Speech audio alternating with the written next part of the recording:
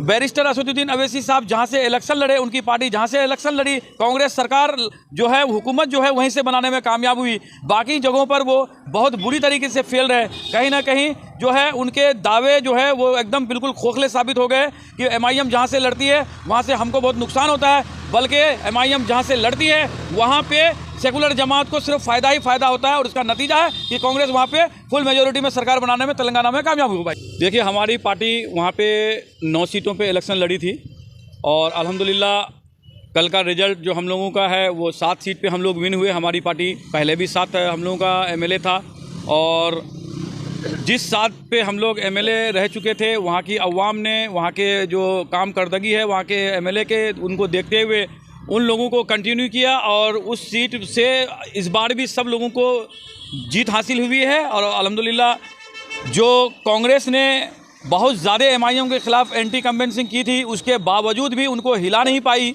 और ये सबसे बड़ा आज जो आपका मतलब ये विषय था कांग्रेस का कि एमआईएम जहाँ जाती है वो सबसे ज़्यादा सेकुलर जमात को नुकसान पहुँचाती है। कहीं ना कहीं कल का रिजल्ट के बाद ये इस चीज़ों पे भी आने वाले वक्त में विराम लगता हुआ नज़र आ रहा है, क्योंकि जहां से एमआईएम बहुत मजबूती के साथ लड़ी और सिर्फ वहीं पे कांग्रेस अपनी सरकार बना पाई। बाकी जो 4 जगह में नतीजा आया, 3 जगह उनको 2 जगह सरकार रहने के बावजूद भी उनको करारा हार का जो है नतीजा देखना पड़ा। और जिस जमात को वो अब तक जो है कोसते आ रहे थे कि ये फलानी पार्टी की बी टीम है, इसकी बी टीम है, उसकी ए टीम है, आज वो खुद बी टीम साबित होती नज़र आ रही है। क्योंकि बैरिस्टर असदुद्दीन अवैसी साहब जहां से इलेक्शन लड़े, उनकी पार्टी जहां से इलेक्शन लड़ी, कांग्रेस सरकार जो है, हुकूमत जो है वहीं से बनाने में कामयाब हुई। बाकी जगहों पर वो बहुत बुरी तरीके से फेल रहे। कहीं ना कहीं जो है उनके दावे जो है वो एकदम बिल्कुल खोखले साबित हो गए कि एमआईएम जहां से लड़ती है वहां से हमको बहुत नुकसान होता है, बल्कि एमआईएम जहां से लड़ती है वहां पे सेकुलर जमात को सिर्फ फ़ायदा ही फ़ायदा होता है। और उसका नतीजा है कि कांग्रेस वहाँ पे फुल मेजोरिटी में सरकार बनाने में तेलंगाना में कामयाब हुई। भाई सर, जैसे 4 स्टेट अभी लड़ाई हुआ, 5 स्टेट का, 4 स्टेट में वो कामयाबी हासिल हुई, 3 स्टेट में उसका कुछ भी नहीं, सुपड़ा साफ रहा, 1 स्टेट में कहीं अपनी प्रतिष्ठा बचा पाई और 4था स्टेट वो जीता है। और जिसमें प्रियंका गांधी कह रही है कि ये सारा कार्य जो है सिर्फ एमआईएम का है, जहाँ नाटो करके ये जो है नुकसान सिर्फ कांग्रेस को दिलाती है। इसके बारे में क्या है? देखिए, एक चीज़ ये बताइए, छत्तीसगढ़ में हमारी पार्टी इलेक्शन लड़ी थी, अवैसी साहब का जिन चला गया था, उनकी सरकार रहने के बावजूद भी वहाँ से वो इतना बुरी तरीके से हार रहे हैं। आपका जाकर के सिर्फ हम लोगों ने 2-3 सीटें वहाँ पे लड़ी, क्या नाम है आपका, राजस्थान में, और वो आप देख लीजिए जिस पार्टी की वहाँ पे हुकूमत थी वो जो है मतलब अपने जितने सीट पिछले दफा लाए थे उससे आधे सीट भी नहीं ला सकी। तो कहीं ना कहीं ये नाकामी साबित हो रहे हैं। जनता को बड़े बड़े वादे देकर के, लुभावने वादे देकर के वो सरकार बनाने का वादा करके कोशिश तो कर रहे हैं, लेकिन वो कहीं ना कहीं अवाम जान रही है कि ये सिर्फ वादे कर रहे हैं। कहीं ना कहीं खोखला साबित उनका या तो वादा हो रहा होगा या तो उनका जो चुनावी एजेंडा होगा कहीं ना कहीं हमारे माइनॉरिटीज़ के लिए वो अपने जो हक की बात नहीं कर पा रहे होंगे या उसमें अमल में नहीं आ पा रहे होंगे। इसी वजह से कहीं ना कहीं कांग्रेस को नकारात्मक पब्लिक नजर आ रही है। सर तो वजह होगा जो हर जगह दूसरे को कोसने के बताए। आप अगर खुद के गिरेबान में झांकेंगे तो आपको अपने गिरेबान में जितना बेहतरीन तरीके से नजर आएगा,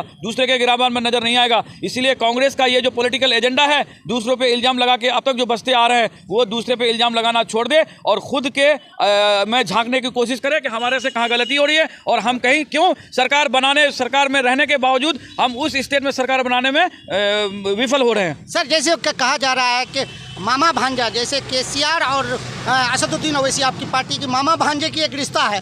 अब जब मामा भांजे का रिश्ता खत्म हो चुका है, सरकार नहीं बन रही, तो अब ये बताइए कि यहाँ जो सरकार जो तेलंगाना में कांग्रेस की आई है, अब उसके साथ कैसे कार्य होगा? देखिए, एक चीज़ ये बताइए, मामा भांजा का मतलब नहीं है। असदुद्दीन अवैसी साहब उस इलाके की नुमाइंदगी कर रहे थे और बेहतरीन तरीके से नुमाइंदगी कर रहे थे। उसका नतीजा है कि इतने बड़े वहाँ पे कांग्रेस को मैंडेट मिलने के बावजूद भी एमआईएम का जितना सीट था उतना सीट खिसक नहीं पाया।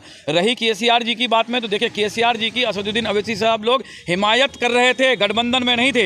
हिमायत इसलिए करते थे क्योंकि माइनॉरिटीज़ के लिए वो जो कहते थे वो करते थे। उनका बजट भी उस हिसाब से होता था। इलाके में जो मसले होते थे उनके मसले को सुनते थे और उसका हल करते थे। अगर कांग्रेस भी इसमें अगर विफल रहेगी तो जाहिर सी बात है विपक्ष की भूमिका एमआईएम कांग्रेस के सामने भी निभाएगी और जम के निभाएगी। और मुसलमानों के लिए जो उनका नज़रअंदाज है वो जहाँ पे भी नज़रअंदाज करेगा अब वो पकड़े जाएंगे। और बैरिस्टर असदुद्दीन अवैसी साहब की जो पार्टी के जो लोग नुमाइंदा जीत करके विधानसभा तेलंगाना में गए हैं और एक एक चीज़ का अब हिसाब लेंगे कि कांग्रेस जो वादे किया है उस पर अमल में उतरती है या नहीं उतरती है। अब और MIM के लिए बहुत बेहतरीन नुमाइंदगी करने का मौका आ गया। और आने वाले वक्त में इंशाल्लाह ये 7 नहीं, कम से कम 15 विधानसभा जीत करके तेलंगाना में आगे आएगा, क्योंकि आज की डेट में जो बहुत बड़ी सेकुलर जमात जो कांग्रेस अपने आप को बोल रही है, आज उसकी सरकार तेलंगाना में बन चुकी है। और अब आगे अगर माइनॉरिटीज़ के लिए वो किसी तरह का छल या दिखावा करेंगे तो वो पकड़े जाएंगे। और असदुद्दीन अवैसी साहब की जो पार्टी है वो बेनकाब करती है, वे 1 मिनट भी देर नहीं लगेगा। और आने वाला वक्त कांग्रेस के लिए और ज़्यादा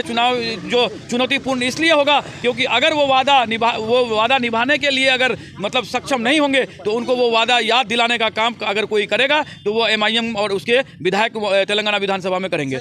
इस इलेक्शन को लेकर के लोकसभा इलेक्शन महागठबंधन के लिए कमजोर साबित हो रहा है, तो इसको लेकर के क्या अदर पार्टी को भी शामिल करना चाहिए? देखिए, ये जब तक जो है मतलब ये अड़ियल रवैये में ये पॉलिटिक्स करेगी कांग्रेस पार्टी, इसको इसी तरह का हर जगह हार का मुंह देखना पड़ेगा।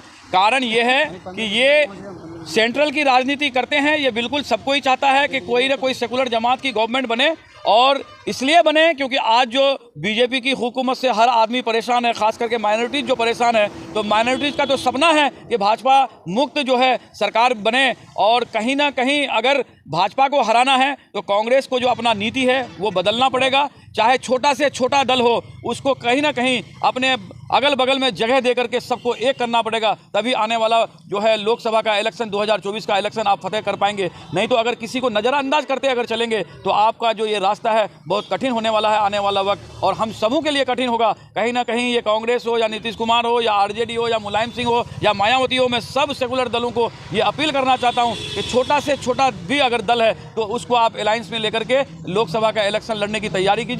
नतीजा आप लोग देख लिए, जहाँ सरकार कांग्रेस की रह चुकी उस जगह पे भी कांग्रेस सरकार बनाने में नाकाम रही। तो जाहिर सी बात है कहीं ना कहीं अगर उनकी मजबूती को तोड़ना है तो आपको हमको सबको इकट्ठा होकर के आने वाला 2024 का इलेक्शन लड़ना होगा, तभी आप बीजेपी को मात दे पाएंगे। नहीं तो बीजेपी को मात देने में आप लोग नाकाम रहेंगे। इस नाकामी से अगर बचना है तो सबको एक होना होगा और सभी क्षेत्रीय पार्टियों को जगह देना होगा।